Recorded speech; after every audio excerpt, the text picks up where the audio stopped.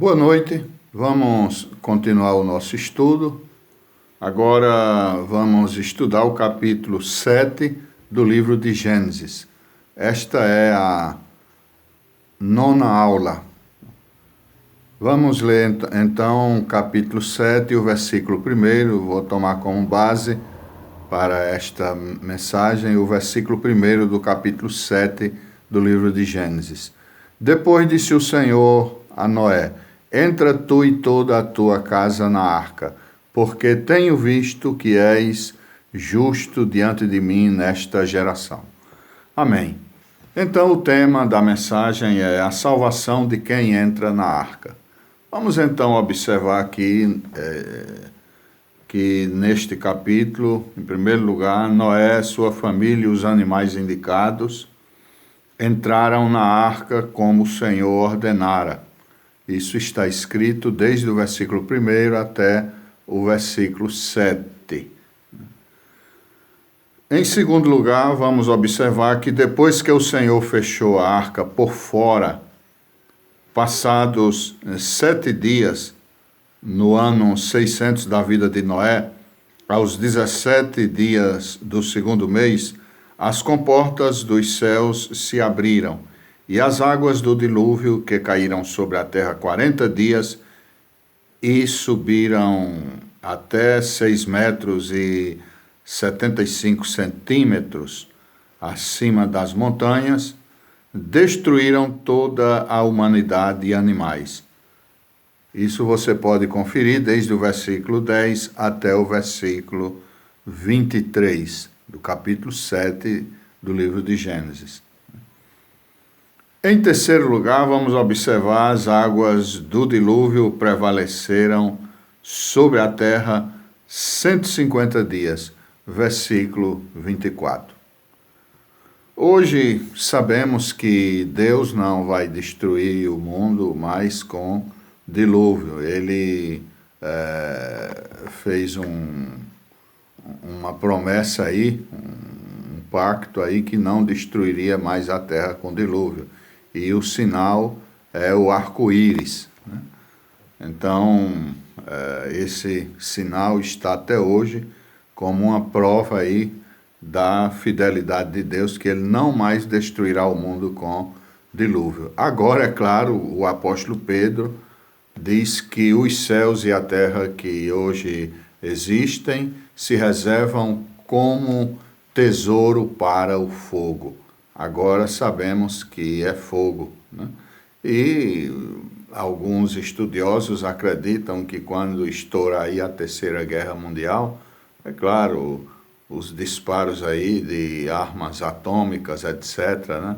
Isso vai causar muito fogo na face da terra, né? E, bem, vamos então aqui observar Noé e sua família entrando na arca, aí conforme o Senhor tinha ordenado, né? Deus viu que Noé era um homem justo e então disse para ele entrar, fazer a arca e entrar na arca com sua família e também os animais que foram indicados. É interessante a gente observar isso, né? Somente Noé e sua família, 8 pessoas foram salvas. Por que as demais pessoas não foram salvas? Aquela geração era perversa, era incrédula. E Noé certamente levou muitos anos para construir a arca e, é claro, muita gente pensava que Noé estava louco porque nunca havia chovido sobre a face da terra. Era um vapor até então que regava a face da terra. Então achavam que Noé estava louco. Hoje em dia também muitas pessoas pensam que nós estamos loucos, falando da vinda de Jesus, falando que esse mundo vai ser destruído, falando que haverá um novo céu e uma nova terra. Então muitos pensam que nós estamos loucos, são incrédulos, não acreditam, não têm fé para crer nas promessas de Deus, para crer na Bíblia Sagrada, na palavra de Deus, né? Muitas vezes eles querem ver para crer, mas nós é claro, nós devemos primeiro crer para depois ver, né? Essa é a visão do verdadeiro cristianismo, né? Porque os cristãos andam por fé e não por vista, né? Bem, então, hoje também o povo não faz caso, nós pregamos assim como Noé pregou, mas o povo não quer saber, o povo não faz caso, né? Nós convidamos as pessoas para entrarem nessa grande arca da salvação, né, que Deus preparou através da sua morte na cruz do Calvário, nosso Senhor Jesus Cristo. Ele diz, lá no livro de São Mateus, capítulo 11, venham a mim todos os que estão cansados e oprimidos, e eu vos aliviarei. Tomai sobre vós o meu jugo e aprendei de mim, que sou manso e humilde de coração, e encontrareis descanso para as vossas almas, porque o meu jugo é suave e o meu fardo é leve. Então, Jesus convida todos, né, indiscriminadamente, todas as pessoas, não importa quem seja, não importa que pecado tenha cometido, é claro que só não há perdão para o pecado contra a blasfêmia, que o Senhor Jesus falou que nem há perdão aqui, nem no porvir. É a blasfêmia contra o Espírito Santo, né? Pessoas falarem mal contra Deus, contra o Espírito Santo, né? Então, como na época de Jesus, os religiosos diziam que Jesus expulsava demônios pelo príncipe dos demônios, que era Belzebu. Foi quando Jesus disse que quem blasfema contra o Espírito Santo não tem perdão, nem aqui, nem no porvir. Mas a Bíblia diz que Deus é grandioso em perdoar, né? Ele é grandioso em perdoar. E Ele está convidando as pessoas para entrarem nessa grande arca da salvação.